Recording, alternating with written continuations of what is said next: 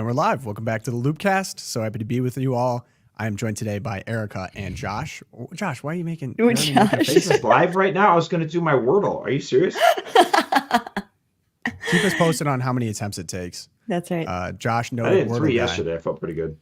So, yeah, if I can, when Josh is working at Wordle, I'll give you a little summary of what we got today. So we're going to be talking false alarm, Jamaal Bowman, probably most notably known for pulling the fire alarm to avoid voting, has just been knocked out.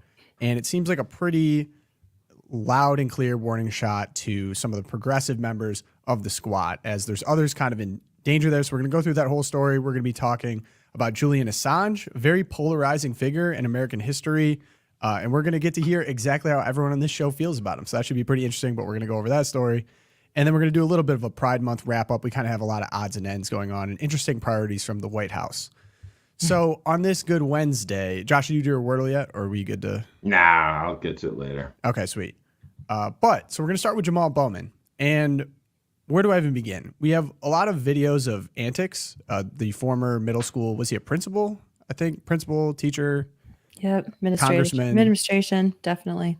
He became congressman in 2020. He won his seat back in 2022 to this guy, Latimer, and he just lost it big time. Mm-hmm.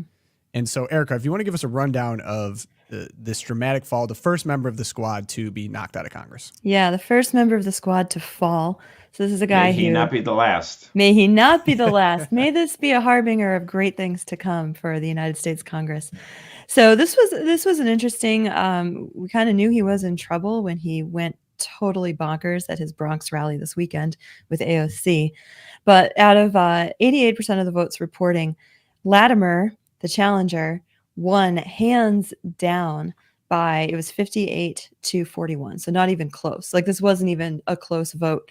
The results by county, Westchester County, Latimer won by 63%. Bowman got only 37%.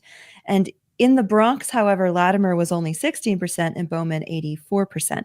So this win in large part was due to a redrawing of the districting lines in New York. So you get this very ultra-liberal Bronx contingent diminished in terms of his constituency, and the Westchester suburbs grew.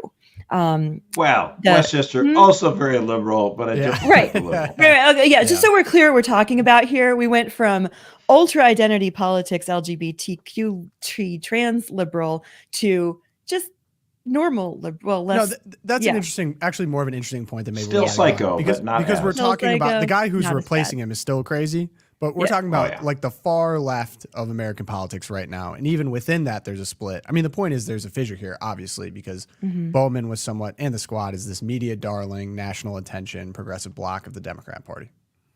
Right, exactly. And so I think it's a story about the Democratic Party and where it finds itself now in the 2024 election. And it's hopefully a sign that the Democratic Party is pulling back from some of this ultra extremism. I mean, Jamaal Bowman, known for, he denied the October 7th attacks. He said they were Israeli propaganda, denied the rapes, he pushed 9/11 conspiracy theories. So maybe, Tom, you do have something in common with him there. I don't know. We could talk. I don't want to. Yep. No. There you go.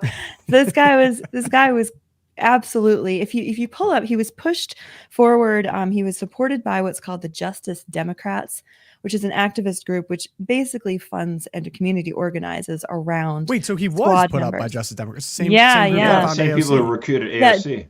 Jessica, if you could push up, so justicedemocrats.com, they have a whole lineup of their 2024 candidates, and they haven't taken Jamaal down yet. He's going down today. But if you just look at the people that this group sponsors, we've got Ro Khanna, Delia Ramirez, we've got Rashida Tlaib, Ilhan Omar, so AOC, Cori Bush. I mean, you just look, this is the lineup. This is who's who of the worst. Yeah, this is it. You've got it. And hopefully we see a few more of these faces taken down in the next few weeks as more primaries are conducted around the country.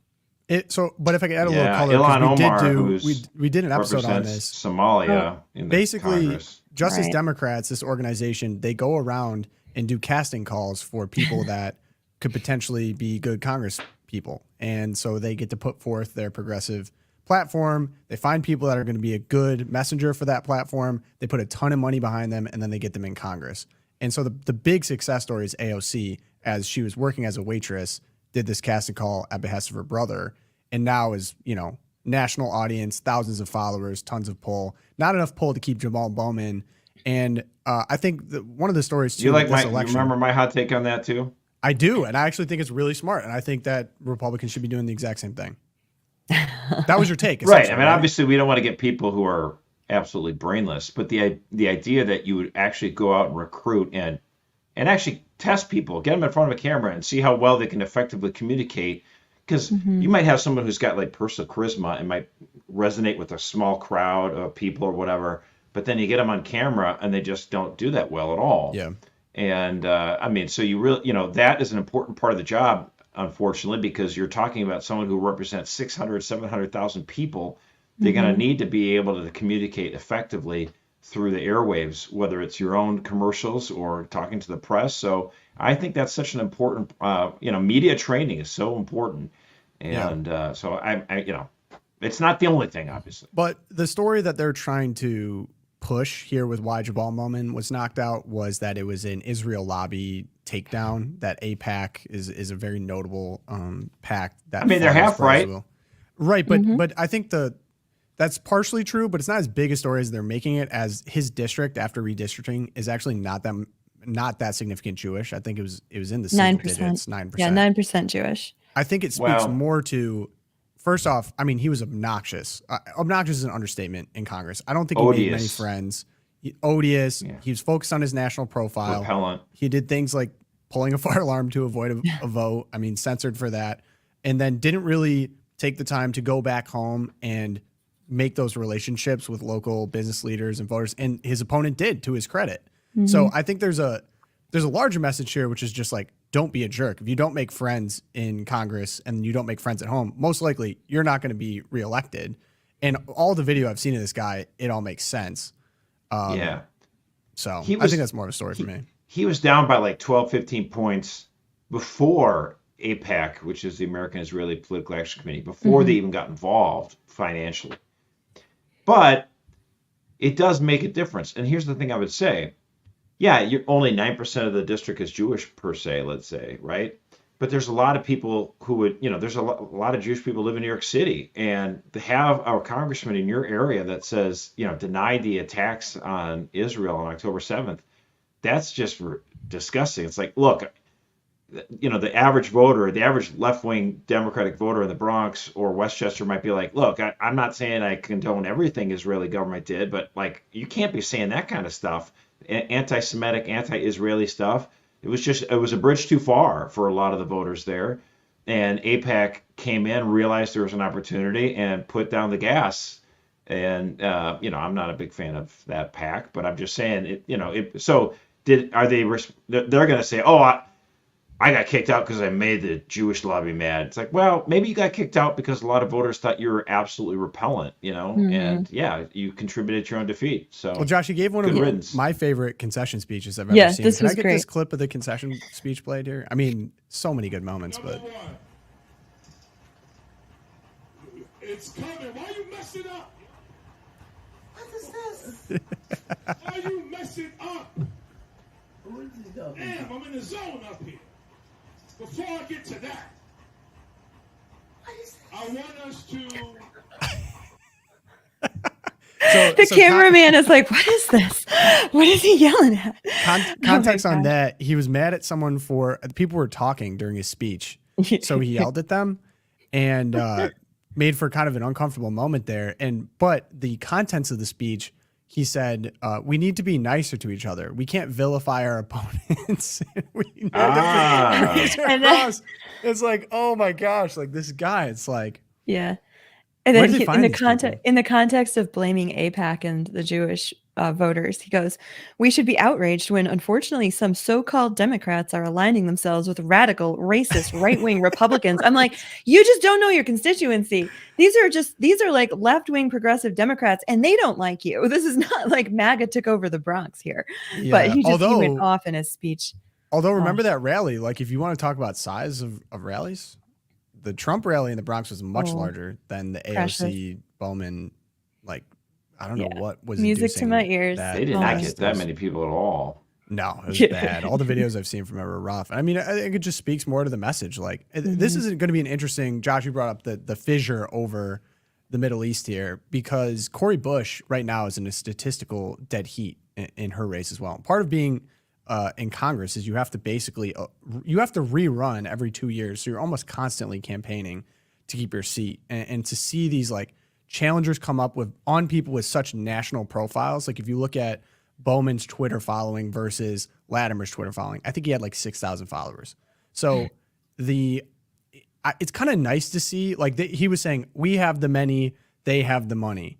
But it turns out the other guy had the many and the money because he won sizably.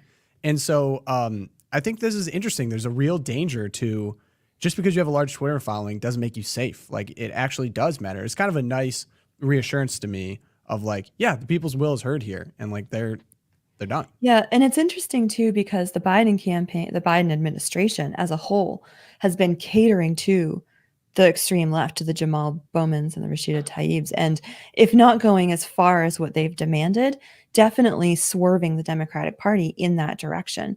And I don't know, Josh, you could probably speak more to like the 2012 coalition that Obama put together with minorities, kind of identity politics. And this might be a warning shot to the Biden campaign that like, look, your coalition, your minorities coalition could be fracturing, and in your own party starting to push back on that. And that could be good news. Again, they're all crazy. I disagree with all of them on almost every policy point, but it would be better for the country if we start to come I mean, there's on the not edge. as much of an implication on Biden with regards to these squad people in trouble. Obama in 2012 had a multiracial, coalition. He had the increasing size of the secular white liberal, as they're ascending.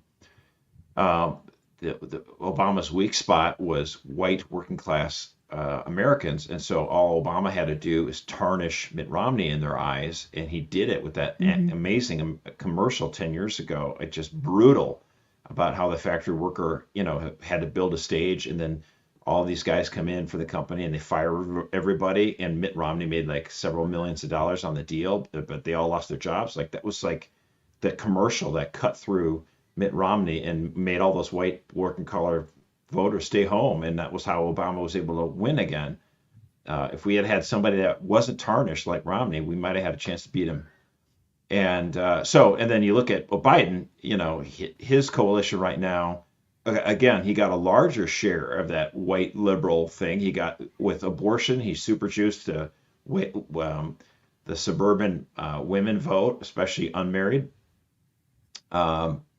But he's losing Hispanic and black men in significant numbers. And that's why I think Georgia and Nevada and Arizona are not really swing states. I mean, they still are, but they're, I would have to say they're leaning for Trump right now because of the shifting of the coalitions here. So I think it's all going to come down to the three Great Lakes states of Wisconsin, Michigan, and Pennsylvania. Great Lakes. Here we come. So speaking of, we have a presidential election coming up on Thursday, and I think for the first time, Debate, not election. Not election, debate, but for the first time, we're doing some live commentary. So Josh, you're going to be what, Catholic Votes Jake Tapper? Is that what's going on? Yes. Well, I never dated Monica Lewinsky, so no. We're putting forth our best and brightest here. So Wait, did Jake did. Tapper date Monica Yeah. Lewinsky? What? Yeah. Okay, that was news to me. Little news flash for Erica. But anyway, everyone should watch. Everyone should glad we tune clarified in. that. Yeah. Josh hasn't done that. So yes, Hey, Thursday. random trivia. That's what I come for, If you guys want the equivalent of like the Joe Rogan Fight Companion, we are going to be doing Catholic Votes version of debate commentary live. So you can come hang out with us, experience it all the highs, all the lows, all the thoughts. I believe it's going to be you and Tom McCluskey, Tinfoil Tom. That's right. And then there's going to be some guest appearances. I believe Brian, Special guest Catholic Vote appearances. Yeah. President's going to be there. I think I might pop in. Who knows? I think Logan's going to pop in. All the gang. It's going to be very Manning cast. So you're going to get very raw reactions there. So keep an eye out. What you can do, obviously, subscribe here at the Loopcast. It's going to be also streamed on the Catholic Vote channel. So just pop over during the debate. You'll see it. It's going to be a good time. So Hit those notification bells so you get yeah. a pop up on your screen. Yeah. you'll see Trump debate CNN, Jake Tapper, and Biden all at the same time. So that'll be I exciting. can't believe it's Jake Tapper. I mean, they didn't even try to pretend that CNN didn't even try to pretend that they were going to make this in any way fair and balanced. They're like, which of our casters is going to give the most hate? Oh, Jake Tapper, who's accused him multiple times of being Hitler, a Nazi. Oh my gosh. I mean, they're not even is trying. he the least worst at CNN? The least worst. Yeah, I don't know who my preference would be. Yeah. But anyway, it'll be fun. Not Casey. It'll be a good time. It'll be entertaining at the least. Oh, But speaking of latest Biden move, so Biden's Mhm. actually reached somewhat of a sweetheart deal with Julian Assange. And Julian Assange is a name I think a lot of people are, I don't know, struggle to talk about sometimes. He was the founder of WikiLeaks, an international whistleblower website, and he was a part of one of the largest leaks of internal United States documents of all time. And some think he's a hero, some think he's a villain. We're going to get into a little bit of the reactions here, but first thing first, I mean, they we both get this kinda deal right. come down. Yeah, first thing first, we get the deal come down with the Biden administration. They've been chasing him down for years. He's been hiding in the Ecuador embassy in the UK. UK get him eventually in 2019, so he's been kind of in a UK prison under the behest of the US government. And so he gets a very sweet deal here. Basically, he's already served his time according to the terms of it. He just is going to plead to, what is it, Erica? It's just... He pleads he's guilty to pleading one felony, One felony. and the punishment is time served. And he float a Saipan, one of our U.S. territories, to do it in federal court there. So it's not even coming to the mainland. Yeah, I think it's important to break down just to understand like the bigger picture here and try to tease out the implications is to understand what he's pleading to. So when the Department of Justice, when he came out of the Ecuadorian sanctuary basically for him in 2019, the DOJ indicted him and they demanded his extradition. That's what the UK has been working through with the United States the last 5 years. And so in the 2019 indictment, the charge was that Assange had conspired with former whistleblower Chelsea Manning, nay Bradley Manning, because Chelsea is actually that's another element of a this male as well, who's now who transgender. pretends to be a bizarre. woman. Oh Yeah. man, so strange. But to basically in 2010, that Chelsea Manning now had conspired with Assange to crack a password in the Defense Department's computer system.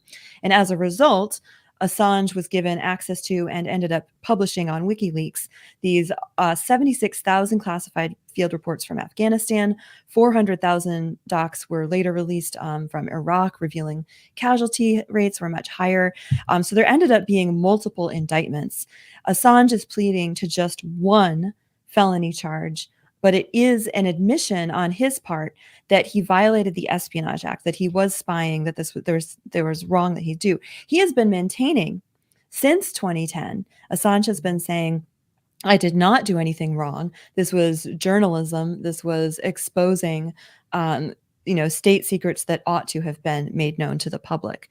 So it's contradicting his own argument that he was acting as a journalist in order to get this at the end of the deal. day, he did access these records, surreptitiously. So yeah, I mean, you have to through this Bradley Manning guy, because Bradley Manning was in there downloading a lot of this. I think he was pretending he was listening to music, but he's downloading on a CD player, snuck it out through an SD card, But if you saw The Fifth Estate with Benedict Cumberbatch, you know the whole story. Just gonna throw that another little movie reference for you, for those of you who get your history that way. For those, I don't want to dance around this. To be more specific, we're talking about 76,000 classified field reports from Afghanistan, including video footage of the U.S. firing on journalists and civilians. 400,000 docs released from Iraq. Those documents contained that the Pentagon had the numbers they released for civilian casualties were much lower than the truth. We also got some back channel diplomacy that Arab leaders were lobbying the U.S. to attack Iran, going around spying on other countries in the UN. It was really damning for the U.S. There's no way around it. There was a lot of lying. Hold on a second. Wait a second. What is damning about that? Help me understand. Lying about firing on journalists, lying about casualties. That's bad. I mean, I don't like journalists, but firing on them is bad. I get you that. Going around UN to spy on other UN countries. No. Why is that bad, dude? I want my intelligence agency to gather information on other UN members. Like they're all spying on us. I want to spy on them. I mean, are you kidding me? Of course they're spying on other people at the United Nations. Almost all these attacking diplomats. Iran on behest of other Arab countries. Don't like that. Don't like Okay. that. But like, I just want to make sure we're clear. The United States is absolutely going to be spying on diplomats from other countries. Like, there's no way they're not doing that, and it would be stupid if they weren't doing that. Yeah. Because you might, this, let's say the French ambassador to the UN, is he a possible double agent with the Russians? Who knows? Follow that guy around. Absolutely. In the big because I went back and watched the original 60 Minutes interview. Not that I am a big fan of 60 Minutes, but they interviewed Assange right after he released all of these. And the biggest criticism was that in the Afghan papers, he released the papers with the names of Afghan informants, presumably leading to some type of harm coming to these people, right? So, which I actually completely understand. And that's why I think the nuanced take here is like, I think what he did was good in some ways and bad in other ways. I don't think it was perfect. And he himself acknowledged that and said, by the time we got to the Iraq papers, we made sure to take all the names out. We have a vetting process. I mean, they were definitely a ragtag group. But the fact that him and Manning were prisoners of conscience for revealing U.S. lying on an international scale in order to garner support to go and bomb in Iraq and Afghanistan, causing untold harm. I think he was treated much differently than the New York Times or many other whistleblower organizations. So I see it as a necessary evil. We can't have our government lying to the public on this kind of thing. I mean, something of this gravity. Do I love that? I also think it was wrong to put the informants in there too. But the Espionage Act, if anything, has been proven by this to go way beyond means of spying on normal Americans. I think Patriot Act too as well. I mean, we live in a glorified surveillance state. If anything, this just revealed that kind of thing to the public. Mm-hmm. Yeah, I mean that's the debate. Like two things can be true at once, right? Did Assange release these documents in the best way possible in order to shed light on what ought to have come to light about corruption?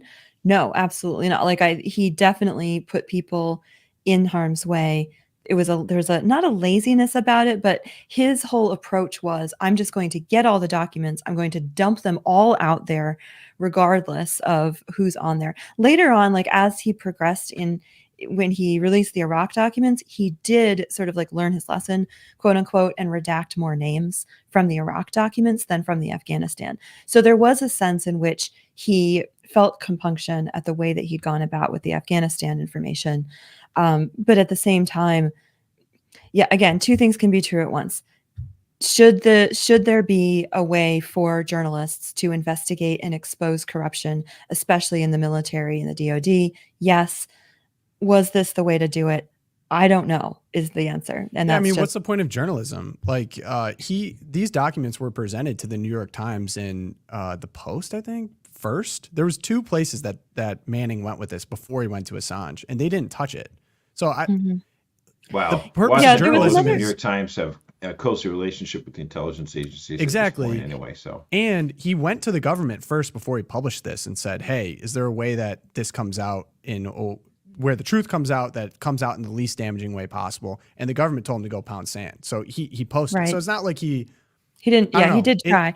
It's a complex situation. It's like, I believe the purpose of journalism is to expose the truth at cost of personal harm. And in this case, he did the ultimate thing. I mean, he just got the truth out there. And the U.S. government is not denying that what was put out is true either. That's true. That is true. And then I really appreciated Matt Taibbi of Twitter Files fame. I mean, so here's someone whose journalistic career is much built on exposing corruption in big tech, in big government. But Matt Taibbi said that the use of the draconian Espionage Act in Assange's case will continue to send the message to anyone sniffing around any documents the state might find damaging for any reason. And I think what he's touching on there is any documents the state might find damaging that yes, some things should be secret, as Josh said. Some things should be protected under an Espionage Act. But the problem is that the government, if there's anything they don't want the public to know, the state can just classify anything it wants under the Espionage Act, and suddenly it disappears and it's undiscoverable. There was another movie. I'm really into like spy movies.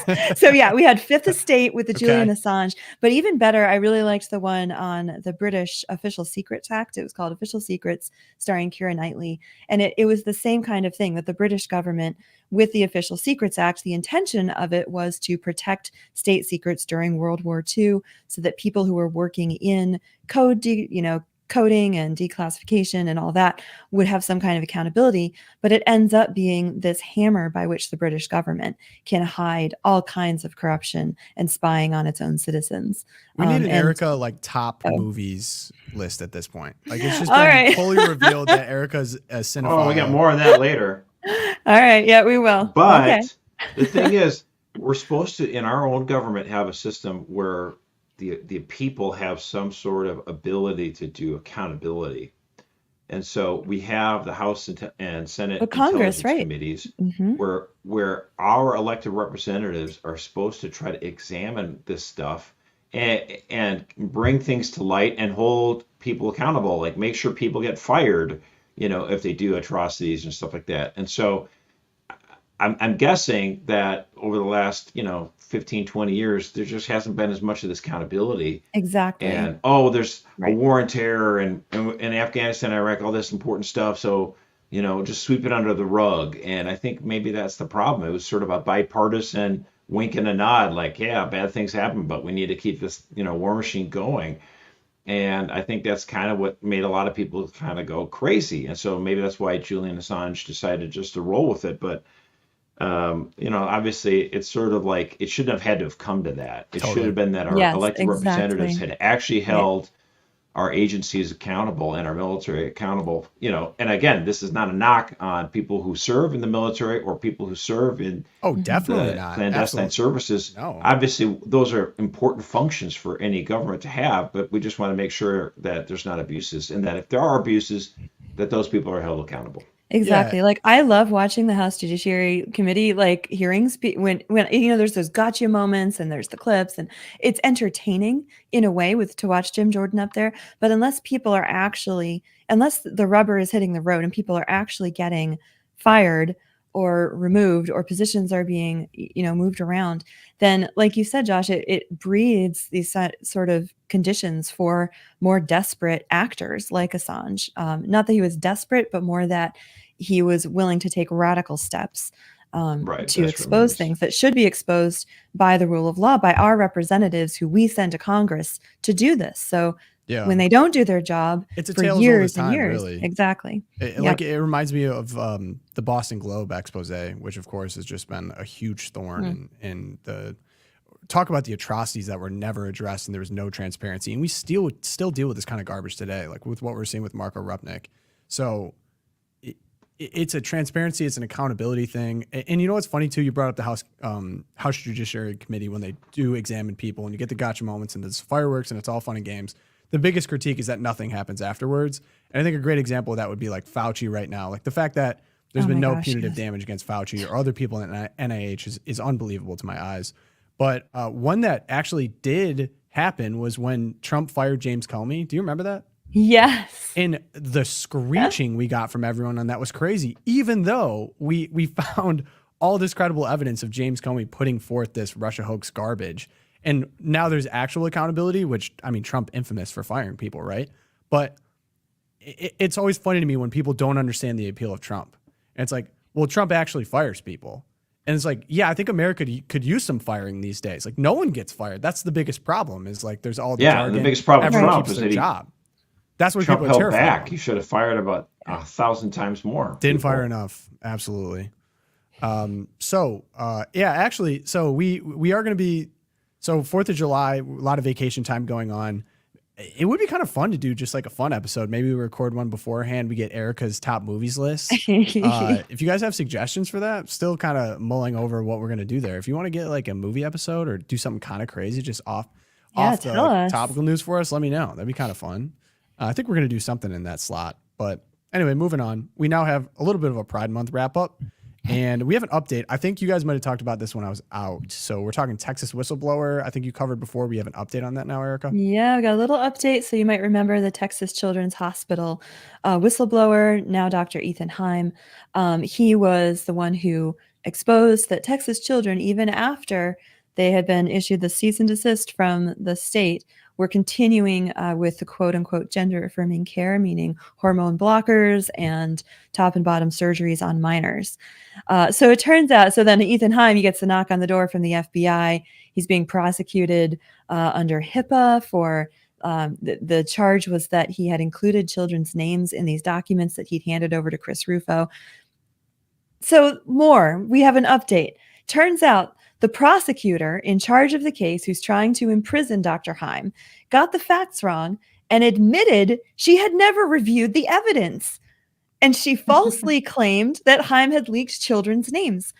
This was simply, and Chris Rufo here, a nakedly political prosecution. Someone called her and said, you got to prosecute this guy. She was like, sure, what do you want me to prosecute him for? She just passed it along to her henchmen. She never reviewed the documents. And it turns out the documents have now been, given to the public, and pretty clearly every child's name was in fact redacted. And it was just, again, further confirmation of what we knew from the beginning. This was a political prosecution for someone who was going against the extreme left ideology and blowing the whistle on these horrible Doesn't things this all happening. scream a little Julian Assange? I know it does scream a little. It's in a theme, the whistleblower theme. Yeah, it's unbelievable to me they're going after this guy because clearly all these hospitals are doing illegal things that are wrong, and they're kind of refusing to admit it or have Which he actual was transparency on it. exposing. Right. Exactly. Yeah. Hmm. So there's your update. Sad update. We did have some fun ones though. So okay, should we do Biden pardoning vets booted for gay sex, or should we do Pride crosswalks and MEI Oh my first? gosh, where do we start? Let's do crosswalks, Right. Let's do crosswalks before we get in the more sensational headline. So yeah, I saw this. This was in the loop this morning. If you're listening to this and you don't get the loop, I mean, what are we doing here? Mm-hmm. But this morning in the loop, this great Twitter thread from this guy, Noah Wall. So I did a video about this on Instagram, but we've covered this kind of on and off. You see these pop up of these pride crosswalks being painted on roads in different municipalities. The one that really kind of set people off was Alexandria, because Alexandria, Virginia, older than the country, there's a billion zoning codes on even just like painting your house. But all of a sudden we have this flag invented 2 minutes ago, changes every 5 minutes, now painted permanently on a crosswalk. So this guy had the right question. Why is this happening? Why is this happening everywhere? Why is it happening all of a sudden? It doesn't feel like a very organic movement. And he discovers the human rights, its HRC has a municipality equality index. And for those of you familiar maybe with the corporate equality index, it's basically a combination of all of these requests from the HRC for Here's how you can get promotion an A grade. Yeah, exactly. Here's how you get an A grade. Here's promoting all the points we want you to promote. You'll get a good score. With the corporate equality index, a good score could mean make or break your business. Whether you're getting investment from BlackRock, Vanguard, they all use this when they decide to invest. So now we see this MEI score at the municipality level. Now, I venture to imagine similar decisions are being made in terms of investments for cities. So they actually have in the text here, the full sentence is, let me get back. So, So the inaugural edition of the MEI rated 137 cities and had 1,100 scores, and the overall average score was 59 points. So they have a few things that will help you get points. As the MEI turns 10, it's proud to be supporting and amplifying these actions. Sometimes they're loud, like an impassioned city council meeting. Sometimes they're quiet as a pronoun pin. Sometimes they're flashy, like a rainbow striped crosswalk. So there you go. Sometimes they're flashy. Right. But you get the highlight right there. And then flex points are offered for testing the limits of the state restrictions, while standard points reflect city leadership. And so some of the things that we're talking about here are LGBTQ plus liaison task force in police department. Remember, we covered this on the podcast and in the Twilight Zone. And you were like, why does this, like, this doesn't make any sense why this exists. Why would this specific thing exist in like Tampa, Florida? And so the exact title is right here in the MEI from the HRC, Liaison Task Force and Police Department. And then you get scored based on that. Another one that we've talked about, LGBTQ liaison. So some and city mayor wants to executive get a high office. score. That's Right. why he's expending taxpayer money on something that's probably not, but not probably, obviously not needed. Exactly. And another way to boost your score here, and this one's a big one, by offering equivalent benefits and protections to LGBTQ employees, awarding contracts to fair-minded businesses, and taking steps to ensure an inclusive workplace. So now we're talking about contracts people get from the city level have to be going to friends, Right. or whatever. To So- fair-minded businesses who will wave the little flag outside their store. Exactly. And I think this proves that we're not talking about, say, an organic, people getting together at the city level and being like, you know what would be a really great idea to show solidarity and to have a great Pride Month this year. Let's paint a specific part of our road this. It's directions coming from a national organization that's well-funded, very well-funded by all these billionaires everywhere. So that's why you're seeing them kind of pop up everywhere. And like, this makes a lot of sense to me.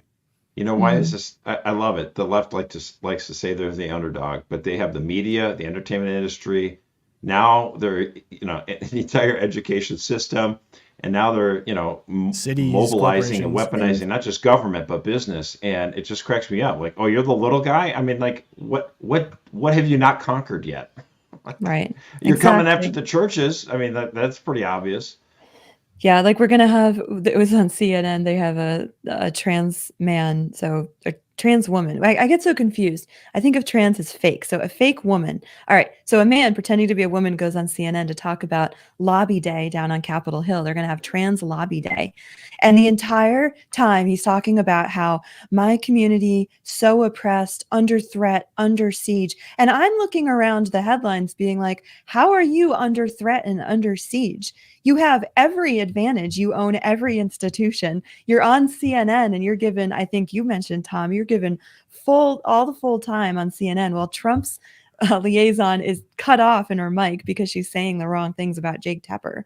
She got more it's airtime than the president's exactly. spokesperson. So At what point are you no longer a victim? They're going to have to come up with another victim class because again, we joke about this, but this was all part of the plan. Like that This book that I is, talked about, this again isn't an organic grassroots movement. Numbers don't make sense on that. Like the amount of people that are actually LGBTQ is much lower now than we see. right. And it was an intentional playbook to take over public perception, institutions, and that was the biggest part of the playbook is we always have to appear as victims. And they're never Yeah. going to jump off that because it's an effective rhetoric tool. Clearly, It's they've super weaponized it to their effective. advantage. And they're super organized. I mean, Human Rights Campaign, we should do a whole episode on Human Rights man. Campaign. How did they get to have so much power? It's like the WPATH with the trans stuff, which I'll get into in a minute. Oh, Mercer, tell us. Before we get into all that, Josh, you have another point on this, but we want to talk It's about 2 it. seconds. Okay, go for it. How they get so much power is because, there are billionaires who are gay and they spend that money to promote this stuff. There's a lot of Catholics who have a lot of money, but they're like, I don't know if I should part with my money. I don't know. And they always like second guess, well, should I really do this? And like, it drives me kind of crazy. Like there's good Catholic nonprofit causes that are out there and they have to scrape nickels together. And there's, on the left, they understand we need to try to change the culture and they put their money where their mouth is. They understand it. So I wish on our side we'd wake up a little bit better. Yeah, good point. So then, Erica, I'm going to hand you this headline because you found it. You're excited to talk about it. Josh is giggling. Go for it. I'm ready to say it. I couldn't even. This is Happy Pride Month writ large.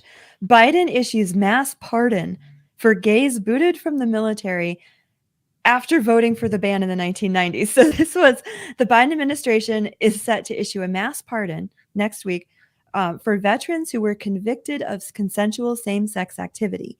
And you'll remember this is before Don't Ask, Don't Tell. So this is way, way, way back.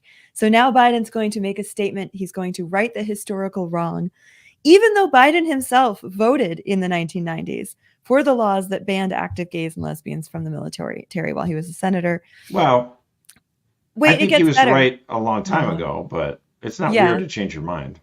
It is not weird to change your mind. And he not only changed his mind, but he's going to do this in the gayest way possible. I think is the way Pogastic said it. He is going to make the pardon announcement just before he joins pop star Elton John on stage. Get this, at the Stonewall Inn Awesome. in Manhattan. So they're Oh, celebrating boy. the 55th anniversary of the modern gay rights movement. And we went over that in a previous episode. Go check it out. How do you think in that order to announcement's gonna pardon go? people who aren't even needing a pardon? I Like just he's gonna get up there and be like, "Hey guys, like we're back." Like, Yeah. we're back. Guess what I did? Check out this thing I did for the military. I He's can't even just use a lot really of the in- language. he's But really into pardons right now. yeah. It's first Assange, and now we're Oh. back on the All sodomy. of those, yeah. Sodomy's back. Sodomy's Unfortunately, at back. the end of Pride Month. So that's how they're going to end their Pride Month, with a real bang. But and then also a final Pride Month wrap up. We're a little bit late on this. So the associate communications director for the White House now, of course, has the most oppressed community is now represented. It's a gay man who hates white people who is white. So if you want to take a look at Tyler Cherry, some of his tweets didn't age super well. I don't even really want to show the other because it's softcore gay pornography pretty much of what he's got out there. Yeah, he's pretty Yeah. gross, dude. We Pretty don't need to disgusting. I look don't at even any need to see the pictures. visual. But if you No. look at a lot of these tweets, which since been deleted, of course, we have group looks very, very white. There is something extremely unseemly about most white Bernie supporters shouting down, booing Marcia Fudge, just stop. Every single person standing and chanting is a white man. Iowa's 92% white. Why is it still first in the nation? Yeah. So a lot of oppression going on here in the White House. Speaking of fudge, did you see Oh, no. we Walmart? can't. Okay. What? Erica. It's Was around it a bridge lunchtime. too far? I We know. have I'm some thinking people about eating ice lunch. cream. I love ice cream. We were talking about ice cream. Someone earlier. pull that up. No, okay. So Walmart. Yeah, find the Walmart. I am so mad. Walmart was like my last refuge. And they came out with Pride Month ice cream. It's fudge flavored. I'm like, guys, I can't go. Like, I guess I'm going to Costco. That almost now. sounds like subversive. You We know? gotta find a Jessica. If you could find a picture of the Oh my I gosh. got it. I'm I got gonna it, I got it. find. Yeah, you got it. I'll Okay. send it in Yeah, the because you chat. got to see it to believe it. It's like Like, worse okay, than so- Erica described. Yeah. There it is. This is unbelievable. So Twink you're saying that the flavored fudge Twink flavored packed. ice cream at Walmart is for Pride? It's so bad. I mean, you would think they would have did the you see at the sensitivity. bottom? Okay, so there Josh, was this Josh, look at place the in bottom. Washington, D.C. Look at the It bottom. was called Presidential Scoops, and they had a different flavored ice cream for every president. And of course, I'm just the guy going, boy, I wonder if how they're going to handle Barack Obama. Like, this is going to be really awkward if they have, like, chocolate is Barack Obama. That would be weird. They were smart enough, the owners of this place, like, let's have strawberry because that's his favorite thing. I mean, it's just like the sensitivity not to be totally awkward. Oh But, my gosh. Yeah, Jessica, they if had- you Oh, could is it a zoom in fake? below Zoom in. corn and peanut Oh, bits. it's a fake. Oh, is it really fake? Did we get? Is it oh, we fake? Yeah, got- it's not. It's I'm fake. so- Yeah. Dang it! You We guys. got live on air. I'm happy. Yeah, That makes me rah, glad. rah. Oh, okay. Dang it! That's awesome. I'm glad that we exposed that here and now so that we aren't all Too walking good to around. be true, huh? It is pretty Oh, funny. Man. It is Um, funny. It was a good fake. Because The I was going parody to is say, look good. at the bottom, It was- right it- below the flavor. It says "keep away from children." Oh my gosh. That's probably Yeah, that's the tip probably off of should this. tell is you fake. it was someone Yeah. having fun with That's Photoshop. awesome. That one Oh got my us. gosh. Okay, so I can still shop at Walmart. Is that right? I don't know. Yes. Well, I mean, Walmart's pretty woke anyway, but I Yeah. mean, I don't know. It's getting harder and harder to be purely woke free. But It Lucas is. got It live is. on air. I'm It's rare, glad. but it happens.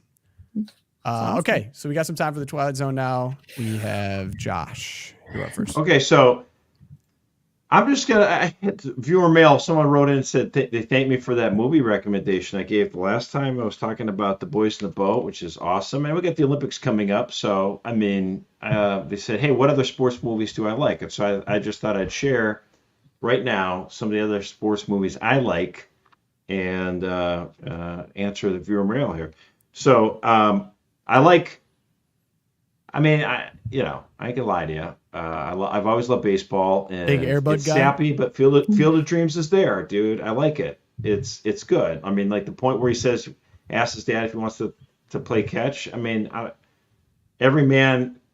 I mean, if I don't know, it's hard not to cry. Yeah, So that that's was nice. amazing. Yeah. That's good. if you want to talk about nostalgia, I mean, Sandlot is huge on nostalgia. it's There's so people good. now who watch it because they remember how they watched it as a little kid, and of course, the whole movie is about how these guys played in the '60s. There's a very regrettable scene about the boys having talking about a copy of Playboy. So whenever I watch it, my kids just Yeah. fast forward that scene. It's stupid. It added nothing to the film. It's dumb. But outside of that, it's a really great movie about kids and just playing baseball, and it's awesome. So I like it. Um, I like the movie Hoosiers because it's the ultimate, you know, small town. I mean, it's the ultimate. You like sports? Like, this is a tiny little school, and it goes up against the state powerhouse, and they win. I mean, how can you not love it? It's the ultimate story, of the comeback. I mean, it's just, I mean, underdog. How can you not love it? And it's actually based on a true story. There really was a tiny little school in Indiana that won all of it, won the whole thing. And that was back when they only had one class. Like, every team was in it. There wasn't like just the small schools versus the small schools. It was every school in one class, and this tiny little school from nowhere won it. It was a different name of town or whatever. But so I love that. How can you not like that? Obviously, Rocky. I mean, how every American should love Rocky. I mean, it's just, I like it's that a pick. I feel like it's a scrappy- little bit of a bend, although boxing is a sport for sure. It is. I didn't think Totally it was a sport initially, movie, but yeah. Although the one I actually like though, Cinderella Man, very poorly named. I and was gonna Oh, it's say. so good. I love that movie. Yes. I don't like that it uses the Lord's name in vain, so I warn people about that. But other than that, I mean, you want to talk about a guy down on his luck, up for the bootstraps, fighting like heck for his family. Such a great story. So Yeah. Eric, are you a Russell Again- Crowe guy? Have I heard? I- I love on Russell record? Crowe, dude. I love Russell Crowe. Okay. I have I a thought little I bit heard of that a one crush on time. Russell I mean, the Crowe. best movie of all time is Candlelight Shot. Gladiator. Gladiator's Yeah. sick. Gladiator's Actually, amazing. technically could be a sports movie if you really wanted to get crazy. I don't know. It's not. It's if it's your own life at stake, it's less of a It's game. blood sport. So That was a sport back in the day. It That was- it real was money. the blood sport. sport. I mean, some honorable mentions. I like Moneyball. It's just fun. I love Oh, Moneyball's baseball. I so love good. Great Game to call. the System. I mean, it was just a fun story. Again, I like the scrappy underdog. The guy who's fighting for his meal. I love that kind of stuff. Brad Pitt was But sick if I in had that. to say my favorite sports movie of all time, Can I guess? go for it. Is it Miracle? Absolutely. Yes, you called it. I knew it. I was hoping you were going to say it. I didn't know it was going to come out. I love it. I mean, it's the greatest sports event in American history when we defeated the commies. I mean, that's so awesome. I mean, it was just amazing. 1980 U.S. Olympics. There'll never be anything in sports that will ever be as epic as that moment was. And these young college kids from Boston and Minnesota coming together, taking out the Ruskies. I love every minute of it. I love the names love on it. those guys too. And that speech too. Rusione. Yeah, Rusione. You brought this up, and I wonder if you guys have had the same experience. I feel like, Josh, you have a great memory because sometimes I'll watch things and I only remember the good parts and I don't remember a lot of the profanity or like weird stuff. So like, I think my mom had this experience one time where she's like, oh my gosh, what was the movie? Oh, Ferris Bueller's Day Off. There's day off. Yeah. She's like, oh man, it's such a fun movie. Like, it's lighthearted, yada, yada, yada. And she like sits us all down to watch it. And like every other word is profane. Yeah. And totally forgot. She's like, oh my gosh, I cannot believe I forgot about how. You have to profane understand this something. is. Okay, let me explain something because, I'm probably closer to your mother's age than I am to you, brother. Yep. Okay, and there's this little thing where, like, by the way, movies in the 1980s are just in general more entertaining and more interesting than 1,000 of these dumb comic book movies that are out there. Okay, however, it's like a meme on the internet now. It's like, oh gosh, I love watching this movie when I was a kid. I'll show it with my kids, and you're like, oh my gosh, no, like, no. 100%. There's so many scenes. It's like, it's crazy. So like, I mean, I like one of my favorite movies of all time is Back to the Future, but it's like, how do I show this to my kids? Because there's the whole like kind of weird incesty thing going on there, and it's like kind of stupid. Anyway, that's even like the least of the many egregious ones. You're like, oh my gosh, I forgot about this scene. Like, I just can't show like Ghostbusters. Like, I'm sorry, it's like, Yeah. Yeah. Or dude. Wayne's World. Or Bill and Ted's Excellent Adventure. Shout out Leslie, Rex, Rudy, Hey, and the boxer. Rudy for sure. That's a Rudy, good watch. yeah. That's a good one. Well, I don't know. It's Nah. sentimental. It's I can't- Not sentimental. Rudy for me. If you get to Wow. nitpick, I'm going to nitpick. Hoosiers is kind of boring. And so is Field of Dreams. Both kind of boring movies. It almost Field is of like Dreams is a total love letter to baseball. a little boring. Yeah. Erica, do you have any? We gotta open the floor. Yeah, for I the don't know. cast. I think would you count The Blind Side as a sports movie? No, Because you I can't. like The Blind You Side. can't say the laughed blind at side, me. Erica. You But he can't say the plays blind side. football in the movie, so it's a no. But then okay. the main guy. Yeah. I mean, I like Remember the Titans, but I still- don't know if it's too Disney-fied to I know love if it's Remember true the or not. Titans, but no, the real problem with the Blind Side is it was complete Hollywood magic, and the guy in it actually was mad about his own portrayal, and it was like Yeah. super inaccurate. Okay, and, I'm yeah. shouting out to Rosie Hall in the chat here. She's saying Rocky is also boring. Okay, Rocky's I a am going fictional. to agree. I am going to agree. Oh, I thought it was on Can't get through Truth. but Rocky. I don't know. There we go. League of Their Own is fun. Rosie just threw that one out I there. was going to say League of Their Own, very fun. And I am going to go back to last time I mentioned Chariots of Fire. I just Ooh. love Chariots of Fire. I love the message about the Holy Sabbath and just good times, really great times. And Eric Liddell went on to be a martyr for the faith, for the Christian faith. He was a Protestant, but he did go on to be a martyr. So really cool story there. So I'm going Chariots of Fire. I'm not a huge like feel good sports movie kind of girl. Yeah, I you're like more like war I like the movies Fifth and Estate and Holocaust movies. yeah. And to push back at Rosie because I had a Rocky poster hanging in my dorm in college, specifically Rocky IV after he defeated Drago, one of the best villains of all time. I did love Adrian. So good. Adrian's Second He ended the behind- Cold War. I mean, how can you not love it? Second behind Caddyshack definitely counts. Dom Hickey, by the way, that's a sick movie. But great. Rocky 3. What about Waterboy? Have you guys seen Rocky 3? No, I have not No. seen I've it. seen Mr. them all. T. Clubber Lang He killed was Nick. huge in that movie. That He was Rocky he 3. did I think is great. the best Rocky. And I don't know if that's gonna be controversial, but best Ah. villain Clubber Lang. He has to He's refine so good. himself. It was so good.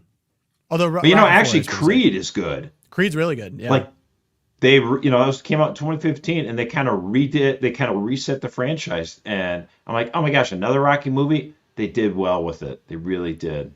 That was actually a great example of someone I think making a sequel by respecting the audience and the fan base and doing a great job of kind of incorporating that with respect and love, but also kind of Yeah. writing a new chapter, which is just Not please just take selling notes tickets. for Star Wars and all these other people that are Oh, just man, like, I hate Star the original Wars. fan base. I'm going to just destroy it in your face Yeah. because Creed was awesome. Michael B. Jordan was awesome. He's a great actor in it. It gave you everything you wanted that a Rocky fan would want. Like great fight scenes, good dialogue, father-son type relationships, all that Great kind of thing. story, yeah. Great story, good music. It was like all around just so awesome. Good homage to Philadelphia too. It was oh man, it was so cool. I'm gonna go Rocky watch V it. was You bad. talked me into it. Creed. Sorry, I'm just reacting to the chat now if this seems nonsensical. Josh said Rocky 5 subpar. I completely agree. Rocky 5 was trash. Dodgeball, we got one in there. Absolutely cannot watch that with kids. Oh my gosh, there's so many bad scenes. Oh. Although I do love the who was it, Ben Stiller, who was the main villain, and he would do the Yeah, like the hiss cheer yes, and exactly. fire everyone up. That's pretty sick. There's so many Okay. good lines in there too. I mean, ESPN 8, the Ocho. Oh, the Ocho, yeah, bold Obscure bold Sports strategy con. Quarterly. See how it plays out. That's one of my favorite. That lines is of the all time. best. I use that all the time. Jason Bateman, man, he is just ridiculously funny. Cool Runnings. Ooh, Cool Runnings is actually a delightful. Cool Runnings film. is good. Love Yeah. Cool Runnings. Nah, I never saw it. So I guess we're gonna. This just confirms we're gonna have to do. Yeah, we gotta a do a movie. movie Told ya. episode. And I've always wanted to do one of these because I see other podcasts do it. We should do like draft style, where we pick a category and then we all get to draft and then we put it up to people for who won the draft. And I think it's gonna be interesting generationally because different movies will appeal to me probably than Erica's maybe sad and bleak tastes and Josh's sentimental baseball takes. So Yeah, I think so. It could be We'll a great. see. I mean, have you watched Mad Men? The Yeah. series? I actually could not. I watched like 2 episodes and could not keep going because I hated every character.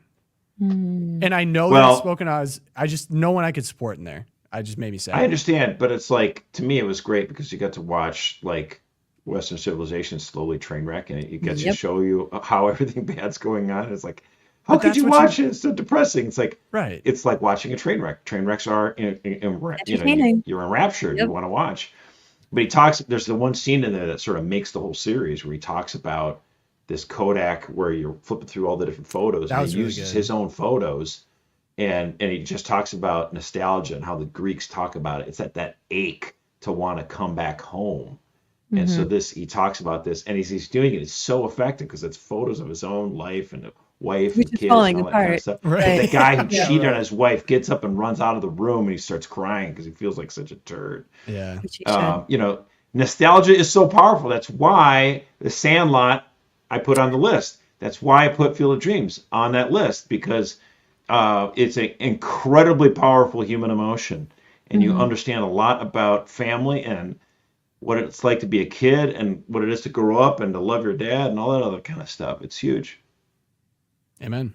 Preach it. Erica, Whoa. your time for the Twilight Zone. Well, speaking of dark, I'm going to take it down a notch. That was fun, but we're back in reality. And reality is we had the WPATH files, and this came out. So the WPATH group is basically an activist group. It is not a scientific research arm. It is not a group of doctors. They do have doctors on their staff, but they basically set the standards of care for transgender procedures, care, quote unquote, of minors. The AMA takes their cues from them, the APA, all of these organizations that Americans see as having the the credentials to do medical stuff. They take their cues from the WPATH. And last 2 years ago in 2022, the WPATH quietly from its ethics list eliminated virtually all minimum age restrictions for receiving life-altering medical and surgical interventions that could render patients sterile for life or incapable of enjoying sex for the rest of their life. So how did such a thing happen? Why would the WPATH remove all the age restrictions? Well, you can probably guess, but now we know. There were internal WPATH documents that were discovered as part of a civil suit against the organization. The Assistant Secretary for Health under the Biden administration, Dr. now known as Rachel Levine, who is a man who pretends to be a woman, directly interfered with these supposedly evidence-based WPATH recommendations. So these documents show that Levine lobbied WPATH, knowing that WPATH influences every American medical association, with one exception, which I'll get into in a minute, lobbied WPATH to eliminate age minimums for treatments, including surgeries. The documents from a report by expert witness Dr. James Cantor show that Levine's chief of staff met with WPATH reps who reported Levine was, quote, very concerned that specific minimum ages for treatment based on rhetoric, common sense that he is hearing in DC will result in devastating legislation for trans, quote unquote, care. And he wonders if the specific ages can be taken out. Cantor's report also shows that, yes, immediately they were removed with great adulation from the American Academy of Pediatrics. So again, this story just shows the incestuous thing going on between the government, between medical associations who actually affect the care, quote unquote, that these children receive. And I'm going to use this as an opportunity to plug the newest Edify interview. Ooh. Oh, yeah. I got to interview Dr. Quentin Van Meter, and that just dropped a couple of days ago.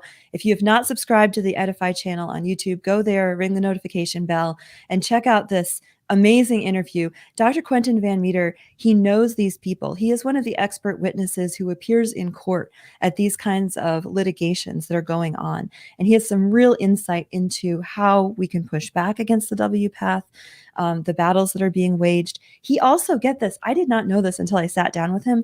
He personally knew Dr. John Money, who's the father of all this crazy. He was at Johns Hopkins with him. So he's able to give some insight into how long this has been going on. So check out that interview. How's that possible? Was he like really young when John? Yes, he was. He graduated from Johns Hopkins. He finished his residency in 1980, 78 to 80. Okay. So he was actually there when Money was removed. Whoa. only temporarily and not exactly in a complete fashion, but And now he's a he was saint. there during that. That's right. St. John Money right Yeah. next to, yeah. Anyway, so check out the interview. It was really telling, really good stuff. It looks like we Well, have some actually, we people in the have a- chat actually have already watched it. So shout out to no you way, guys. guys. Who are Well, Erica we have an fans, intro Sargon ready to fans. roll here. Yeah, I don't No. know if are we playing the intro? Gender transition doesn't save a life. Adolescents want instant gratification, and they get it, but there's always something, and many times, many things that have happened to really mess them up. So it's the opinion of a 3-year-old and of a 13-year-old angry girl or boy, and they swear they're going to kill themselves because they're told, oh, by the way, we're going to make that all better. And they say that to the parents too. They coerce them. Oh, who's that? Yeah. Sarah? Oh, that's me. That was me in pink. Yeah. Watch the whole thing. You can see what Dr. Quentin Van Meter's wearing as well. Yeah. No, that was an awesome. Yeah, I interview. got that on my. Definitely check that out. I haven't seen it yet. I saw that intro. That was awesome. So I got that on my to-do list. So everyone else, download it. Get Make sure you Edify subscribe. Podcast wherever you do podcasts, or you can watch it right here on YouTube as well. So that looks like it's going to be awesome. I can't wait to watch that one. I also got to say, are we really surprised that there's a man that thinks he's a woman who's the assistant secretary for health that would be, as a part of the Biden administration, that is going after the age limits for these kind of procedures? Yeah. What made me really angry, I dug this up too. Dr. Levine, doctor is not a doctor, Rachel Levine, also just a few months ago gave an interview in which she's talking about his discovery of his femaleness, which he's not. So he's talking about it and he goes, yeah, I'm really glad that, childhood transitions weren't around when I was a child. Because, if I had transitioned as a teenager, I never would have had my children, because he did father children. And he's like, I couldn't imagine my life without my children. At the same time that he is now lobbying for other children to be denied that privilege of becoming a parent because you're going to castrate them when they're 12. Yikes. It's just so evil. There's no other word for it. It is utterly corrupt and evil. We need to go after these billionaire corporations that are going to and looking at these young children as if they're customers for life. And that's Well, we got to start with the that's how they look at Pritzkers, them. man. They're We got one ATMs. is the governor of Illinois, his Get sister, rid of the his governor. brother. I don't know, weird trans billionaire. The family, off the Hyatt yeah. mowing, yeah. The Pritzker family. Yeah, first we got to get Horrible. rid of him. Okay, so mine is dealing with, I'll make it quick. So the Denver Basic Income Project. This is actually kind of interesting. It's funny. I was actually, this is first off, shout out. I had a few drinks with a good friend last night. His wife is a huge fan of the program. So shout out to Lisa. Thank you for listening. But I was in a rougher part of Indianapolis, and I was looking around, and some sad activities going on, some drugs going on, homeless, clearly. It just really made me sad. So Denver struggles with a humongous homeless problem, probably one of the worst in the country, and they're trying different means to combat it. And the latest effort is what's known as the Denver Basic Income Project. Basically, it's a program providing unconditional cash transfers to unhoused people living in Denver. The aims of the program are to test the feasibility and impact of guaranteed income for unhoused people. So we're talking, anytime you see unhoused people, you're pretty aware of the groups kind warning. of behind this. The people behind it are this group, and also the city government as well. So partially funded by taxpayer money. So they put up $9.5 million for 800 people for the pilot program. These people, 800 people unhoused, homeless, as I would probably say. And so this guy, I saw this tweet, Dan Price, who's famous for like giving himself a salary of $75,000 and being the CEO and giving the rest to his employees. It's kind of been his shtick. I said, Denver gave homeless people $1,000 a month, no strings attached. A year later, 45% secured housing. Taxpayers saved $590,000 because of fewer visits to the hospital, jail, and shelters. People used the money on groceries, rent, hygiene, clothes, and transportation. Mental health improved, and they could spend more time with their kids and grandkids. Amazing what happens when you give people a chance. So Dan was attempting to score here some social media points, but if you take a little bit deeper of a dive into the study, it wasn't as successful in leads on. And the first thing that pops out is saving $590,000. That's kind of hard to do when you spend $9.5 million. But what he Where's also failed Yeah. to mention as a part of this, and I thought this was actually really interesting, just because I don't think anyone's a fan of homelessness. I think this is a real issue that people want to address. So 45% of people were housed when given the $1,000, but they also had two other groups. One was where they gave them the money up front. So they gave them $6,500 up front to spend whenever they want. I think that rate was 48%. But then if they were given $50 a month, they were 43% housed. So one would think if given $1,000, they'd have more of an opportunity to be housed, and $50 a month, they wouldn't really have an opportunity to be housed. It looks like that wasn't really a big reason as to whether or not someone ended up in a house or someone wasn't. The money wasn't really a factor there. And also, one thing that I noticed, Denver set a record last year for the amount of homeless people that died. And they really tried, this is a CNBC article, but they tried their best to cover this, but they said the largest died from drug overdoses. So one would have to venture to mention, to think that giving homeless people money with no strings attached potentially could contribute to buying more drugs, to buying things that are not actually going to help them, which of course is sad. But if we're at a record high 311, I wouldn't exactly call, $9.5 million spent, highest death rate, and really no difference in whether or not they're housed or not a success. If anything, it just seems like a lost taxpayer money. Now, the one thing I want to bring up as well, Denver, I believe, is a sanctuary city. So when we're talking about immigration, putting stress on all of these things, they've taken on records amount of migrants as well, putting stress on all of this too. So I feel like the people that And are they're trying to the address forerunners this, on legalizing pot. So there's Right. pot shops all over the town. I mean, it's just bad news, everything. it's like progressive answers to problems that are created by progressive problems, all at the end costing taxpayer money and not really solving anything. If anything, kind of contributing to more death, which kind of unfortunate. But I just calling this program a win, I don't think. Yeah. Is So is the crowing right about way it to- on social media is not exactly. Yeah, scoring social Yeah. points. Is, Victory lap, not really. No, No, it's and embarrassing. I don't want to I didn't come into this. I was looking deeper into this, and I really didn't want to make light of it because I don't. No one I think takes particular happiness in seeing this problem happen. I think people are debating over how to address it, and by just throwing money at it with no results, if anything, negative results, isn't exactly something that progressives should cheer about. Like we should actually try to address it. People obviously debate on the ways, but just interesting to see this touted as kind of a win when I don't really see it as one. So anyway, we've kind of gone over a little bit today. Thank you guys for joining. Appreciate it. We had a lot of fun in the chat here. I think we are going to put together a little draft. We'll put together a little let's do episode it. for you guys next week. Hopefully you guys are enjoying 4th of July, wherever you end up going, birth of our country. So ways to help out the program. So you can leave us a review, Apple Podcasts, Spotify, subscribe here on YouTube, put the notifications on for our debate commentary. I'll be in there. Josh will be in there. It'll be a good time. Get a lot of Catholic Vote personalities in there. If you want to email me, loopcast@catholicvote.org is where you can do so. If you want to support us, the best way to do so, other than prayer, of course, is become a champion, donate monthly. That helps us out the most. catholicvote.org/champions is where you can do that. We appreciate everyone that supports us currently. Wouldn't be able to do anything without you guys. Have some of the best Loop fans in the world here. So, but best thing you do, pray for us. St. Thomas More, Our Lady of Guadalupe, and St. Fidelis, pray for us. And we will see you guys on debate commentary, but we will also see you guys on Friday. Have a good day. Peace.